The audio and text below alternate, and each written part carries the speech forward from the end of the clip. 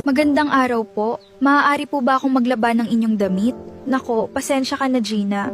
Wala akong mapapalaba sa'yo ngayong. Kumpare, pwede po ba akong humiram ng kaunting pera? Kailangan kasi namin sa bahay. Sige, pero siguraduhin mong babayaran mo agad. Wala talaga magpapalaba.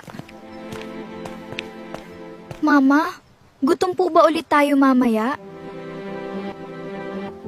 Sorry anak. Pasensya ka na anak. Kung ganitong buhay lang ang naibibigay namin sa'yo. Okay lang po, Nay.